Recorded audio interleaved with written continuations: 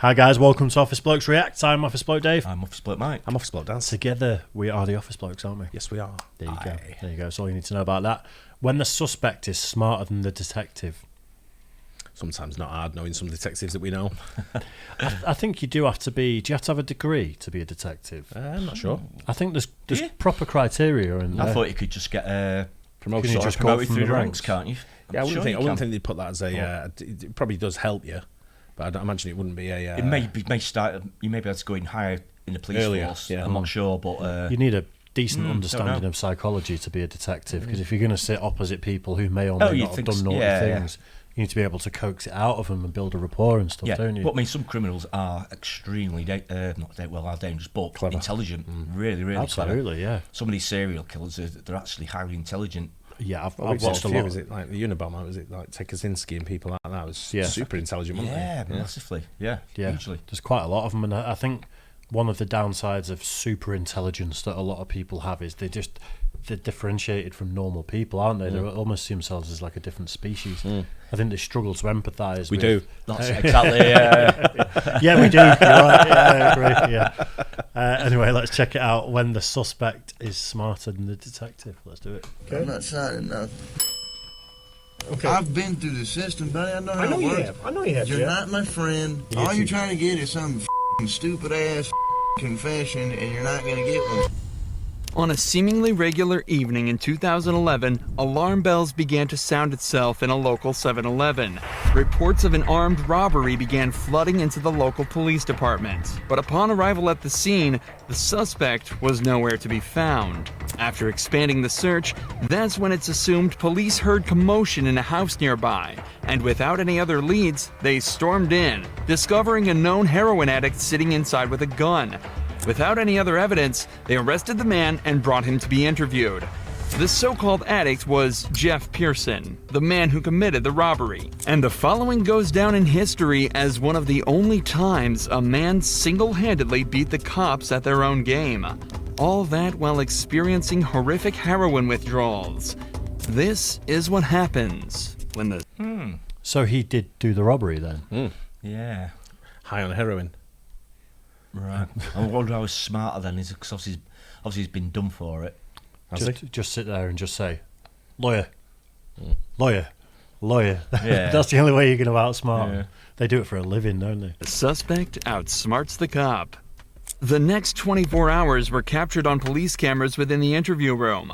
But conversely to most footage similar to this, it was originally uploaded to the suspect's own YouTube channel on the 25th of September 2011. The legend of Jeff. This is the first sign of what makes Jeff a cult figure and a legend within the interrogation community. Jeff was held in police custody for almost an entire day, but all of the footage from the 3 interrogation sessions held barely 15 minutes. Given that robbery and arrest took place within the state of Georgia, the usual minimum sentence would be around 10 years imprisonment, ranging up to a maximum of life without parole. But it would transpire that Jeff wouldn't end up doing a minute of this time. And instead of serving multiple decades behind bars, he spent a day being served drinks and candy while delivering a masterclass in what to do while in police custody. The following footage shows us in stunning detail what methods the cops will try on you, and how to dodge them like an absolute pro. The footage starts with Jeff handcuffed in a small windowless room dressed in prison scrubs. It's clear he's already been processed and spent some time in a cell, likely while the cops spent some time gathering the evidence and prepared to question him. Am I under arrest? For now. I'm under arrest? Yeah, I'll explain everything, but before I explain myself to you, before we talk to each other, I need to read your rights, okay? What am I under arrest for?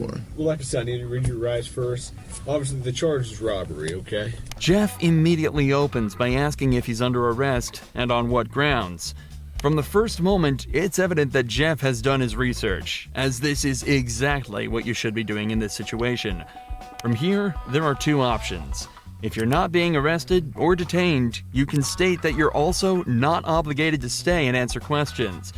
And you should be completely free to leave the interrogation. If you are being arrested, you can then immediately ask for a lawyer and stay silent until you're provided with one. These options give you the best chance of stopping the police in their tracks and allow you to create the best defense possible. What's amusing is that when you're being arrested in America, the officer is actually legally obligated to remind you of this. Take a listen to the Miranda warning that this detective reads out to Jeff. You have the right to remain silent. Anything you say can and will be used against you in the court of law. You have the right to talk to the lawyer for advice before we question you. If you cannot afford to hire a lawyer and you want one, a lawyer will be provided for you. If you decide to answer questions now without a lawyer present, you'll still have the right to stop answering questions at any time. Does that make sense? You've probably heard these before, haven't you? These 3 points are incredibly important and are often overlooked by the average citizen due to the panic of being arrested in the first place. Alongside this, because of how much we hear these lines in media such as police shows and movies, most people completely glaze over it when they're being read these rights, and fail to take into account that they're actually being provided with useful information that allows you to stay safe and protected while in police custody. What this detective didn't mention, though, is that if you ask for a lawyer while under arrest, they are not allowed to continue questioning, and you have a complete, unquestionable right to refuse to answer any questions they may ask until you're provided with an attorney. The detective also ends the rights with a snide remark about Jeff's past, meant to subconsciously remind him that he is a previously convicted criminal. Do you understand your rights? Do you understand your rights, Jeff? Yes or no? You understand? We're getting paid more than you are, so we can sit here for a long time, man. I just need you to answer me yes or no. Do you understand your rights? Let's get through that question. Do you understand what I read you? Do you comprehend what I read you? Jeff has been explicitly told he has the right to remain silent, so that's exactly what he's deciding to do. Right here, the leading detective leans back in his chair. This was meant to show that he's unconcerned with Jeff's silence, and that he can stay there as long as necessary. But body language like this usually indicates some form of unrest. It's clear that the detective knows that this is going to be a tricky few hours for them. If you got something that says you didn't do this robbery, this is your chance to talk to us. Okay, good cop. No, usually I'm the prick. You look like the prick. I am. If it's dominance we're talking about, Jeff just took everything the cops had and dumped it in that garbage can. I'm not asking if you want to talk to me at this point. I just want to know, do you understand what I read to you? So am I under arrest? Yes, you're under arrest. Get me back to the cell. I don't talk to you motherfuckers. Okay, fair enough. In this first round of interrogation, Jeff exhibited exactly the correct behavior given his current circumstances. He knows the cops have nothing on him. They wouldn't be there talking to him in the first place if they did. So he stays silent. And so it's off back to his cell he goes. But 2 hours later, he's brought back to the same room for round 2. You wanted a Coke? Yeah. You gonna be able to pop it open, or you need me to? I need methadone. You need methadone? Yeah, you guys can get me that methadone. I don't have any. Do you have medication for it, or a prescription for it? Or? No. What do you need methadone for? Because I'm a fucking junkie, and you guys, I can't get no methadone. I'm gonna go through withdrawal here in a minute. A can of soda is all Jeff requested before he returned to the interrogation room. But he immediately mentions the withdrawals that he's likely already starting to feel. However, methadone, the drug Jeff asked for at the start of this conversation, can be used to significantly reduce the effects of the withdrawal. It can even reduce the cravings he's also probably been experiencing for the entire time he's been in police custody. How long you been using heroin? Long time, buddy. 10 years? 15 years? I hardly been alive that long. What are you trying to talk to me about here? Talk to you about what happened last night. Look, here's the deal. Either you're in a bad set of circumstances, or you went and committed an armed robbery last night. Yeah, right? I'm in a shitty, wrong place at wrong time, obviously. I didn't commit no fucking armed robbery. All right, then let's talk about this. Let's I don't not have keep nothing. up I the don't talk act. to the police, man. Jeff is clearly through with the personal talk and wants to get back to the matter at hand. In his eyes, he's been arrested for something he didn't do and wants to get out of there as quickly as possible. Okay. I've been through the system, buddy. I know how it works. I know you have. You're Jeff. not my friend. I'm not your friend. You're trying to fucking get me, or you're No, trying I'm not trying to get all you. you're trying to get is some fucking stupid ass fucking confession, and you're not gonna get one. Jeff, I'm not going to get a confession out of you for nothing. Exactly, because I And didn't I'm do not nothing. trying to get a confession out of you. Okay, I'm gonna tell you, I didn't commit no armed robbery, and y'all ain't got no fucking evidence saying I did. Let me go. All you did is find me sitting in my buddy's house because my fucking buddy's dog's going ape shit. I go outside, there are cops everywhere, and they spotlight me. They say, "Come here." I say, "What's up?" They search me. They ain't find Hang on. nothing. What's Let up? me read this. No. Yes. Because I'm not gonna sign it. You don't have to sign it. But let me read it for you. Okay? I'm not signing nothing. You don't have to sign it. The irony of this cop saying he's not trying to get Jeff while he has him handcuffed in an interrogation room questioning him is very amusing. But even through all this, every part of what Jeff said here is so perfect it almost sounds rehearsed. It's an incredible display of personal legal defense, and is even more impressive when you layer it with the fact that Jeff is almost definitely starting to experience withdrawals. I also want to highlight the point Jeff made about how cops are simply trying to force a confession out of him. One of the main techniques used in these interrogations is the Reid technique, developed by a former cop and psychologist in the 1960s after he extracted a confession from a man accused of murdering his own wife. The technique consists of 9 steps, beginning with a polite discussion about why the suspect is being accused of the crime, followed by using certain body language and actions within the interrogation as a display of guilt. The method ends with offering the suspect 2 alternative statements they can agree with, one of which is slightly more acceptable than the other, but whichever is chosen admits guilt and is counted as a confession. This That's like you're not a bad guy. You didn't mean to kill him, but Yeah. you know, Things like this happen. Yeah, maybe You there was know. a scuffle. Maybe they tried to rob Yeah. you, and then you just lost it. And you were pulled defending the trigger. yourself. Maybe it Yeah. was by accident. Maybe you Yeah. didn't mean to. Don't fall for it, Jeff. You just get them to admit to, yes, I did pull the trigger, and then they go, right, well, we've It's got a that tech- now, and now don't- we can work our way It's a technique back. we trained in sales when I was doing sales, and it's a thing where you go in, you don't talk about what you want to talk about, but you throw little sprinklings in about what you want to talk about. Yeah. Do you know what I mean? So you divert, and you're getting the interest of the person in you or what they're interested in, and then they open up. Yeah. And then all of a sudden, then you throw a little bit of sales in that you're looking to sell, and then they're more interested in buying it then. It's all psychology, isn't it? It's Yeah. all clever stuff. That's what I mean It's- by... it's- It's called the art of persuasion. It's good seeing it there, all literally written a out. book, that, isn't it? The It is. actual, stages 1 to 9 written out as to how you actually go about it. Yeah. But, yeah, clever stuff. I think I've seen quite a few of these, and I think it's kind of been debunked a little bit. I don't know why, but I'm sure I've seen on interrogations like this, they said the Reid technique is widely accepted to not be the right way of doing it.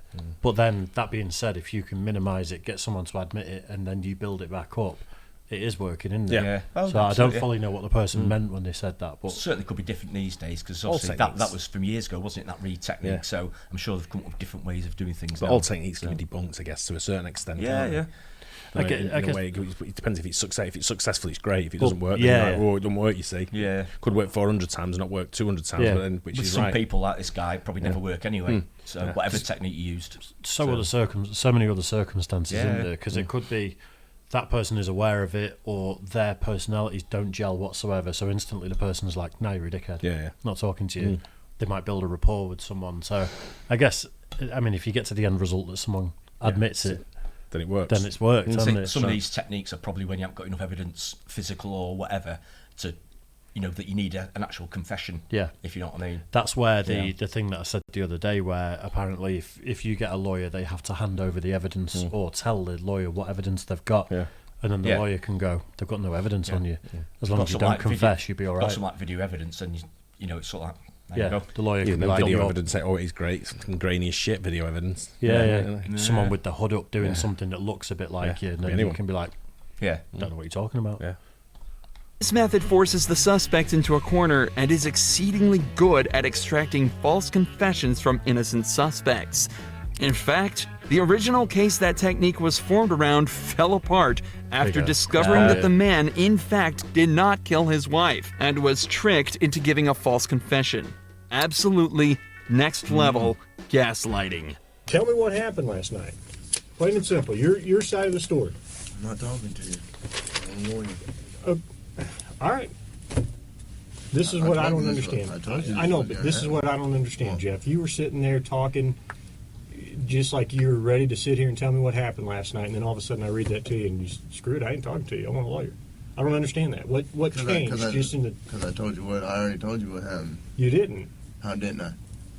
You didn't tell me what happened last night. How didn't I But- just tell you what? But now you've handcuffed me, and I can't talk to you because you've asked for an I want a attorney. lawyer. So okay, that's fine. But I will tell you right now, you're still on a hold for a robbery. I know. I don't know why. I need a fucking lawyer because obviously I didn't do nothing, and obviously you guys know I didn't do nothing because I've been arrested for the same bullshit before, and you guys don't interview me this much. So, wham bam, thank you for the coke. Put me back in the cell. We That's haven't my home. interviewed you yet. Jeff has now asked for a lawyer and is once again refusing to answer questions.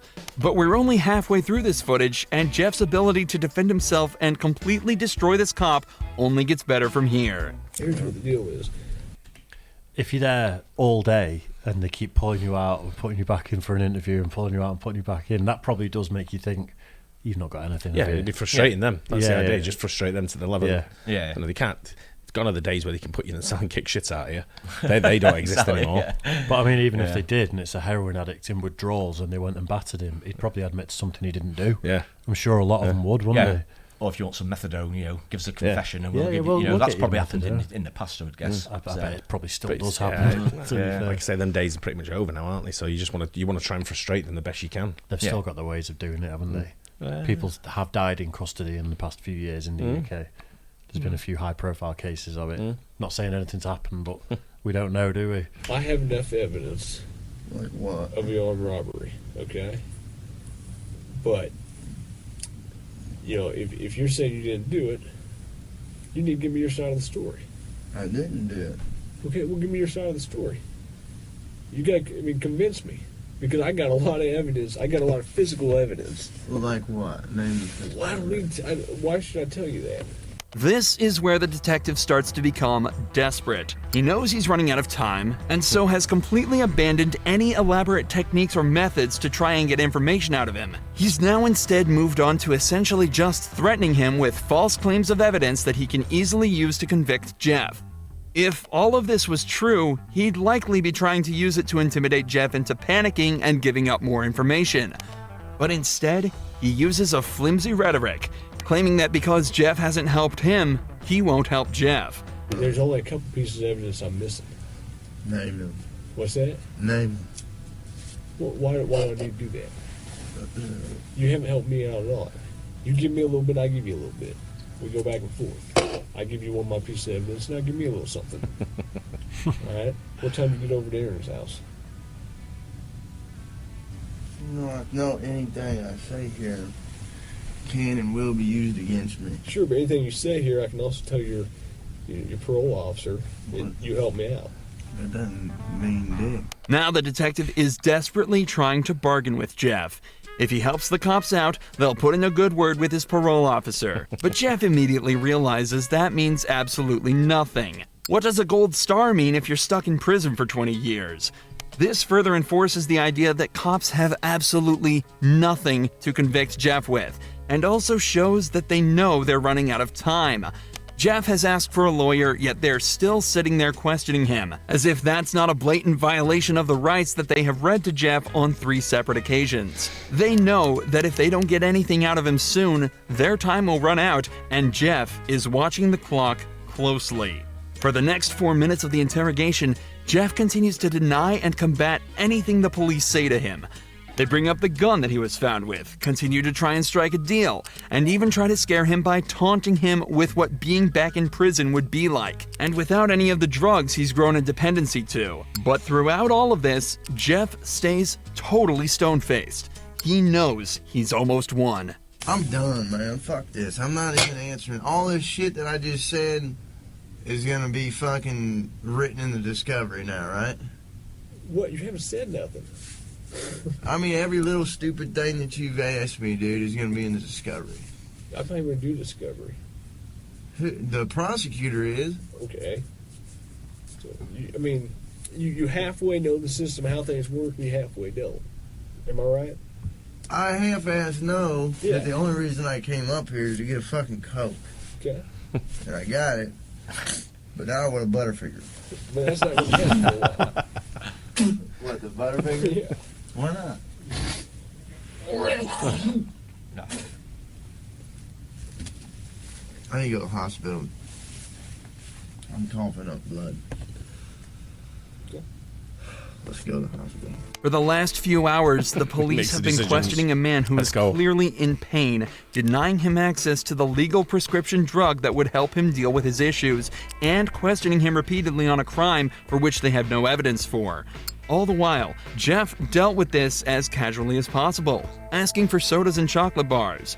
Jeff knew misspeaking at any point could lead him down a slippery slope, so he exerted his rights in the perfect way, and 12 hours later, it's recorded that he was released from custody and sent on his merry way. It's also reported that from here, Jeff began to turn his life around. He's off heroin and now spends his time uploading to the same YouTube channel the footage from this video was uploaded to. He makes music and even gives extra tips on how to avoid the police's tricks. Wow. So maybe he didn't do it at the beginning. That's right. Yeah. Allegedly, he may have done, but Maybe that was his it's good. his tipping point of like, don't know what. Yeah. I've sailed too close here. I could have been done for something I didn't do. Yeah. maybe. It's time to get clean. Or maybe he did do it, realised he got away with it, and he's like, Maybe that stung him into action. But it's good to see he's turning his life around by the look of it anyway. yeah, So- absolutely. It's just, it's textbook though, isn't it? I love some of his words, his choice words. Yeah, I think there's a few muddy things there. Like he said at the end, denied him access to prescription methadone, but they didn't actually ever clarify whether or not he had a prescription for methadone. No. Did they? Yeah. No. It's just that methadone is a prescription drug. Yeah. So there's things we're not 100% of there. Because Yeah. denying him medical care by not giving him methadone, if he's not had a prescription to methadone, you're not denying him anything, Correct. Yeah. True. Yeah. Because I I'm suppose sure, I'm sure he would have looked back at that footage and been like, can I sue? Yeah, it was Wonder if good I can talk. sue for anything. They yeah. must have known. Well, they did know he was on something anyway, so you think they would have done something about it. He still told him he anyway. was a crackhead, didn't he, at the start? Yeah. Yeah. I think An addict. loads of people that end up in cells are probably either drunk or on something. Yeah, true. Yeah. So it's not like you can just go, right, we'll talk about it tomorrow, because I think they have 24 hours to interrogate him, Yeah, don't they? And then right, they've got okay, to release him. Good though. I enjoyed Interesting. that. yeah, Yeah. interesting. Hope you guys enjoyed it as well. Don't forget like and subscribe. Catch you on the next one. Cheers, guys.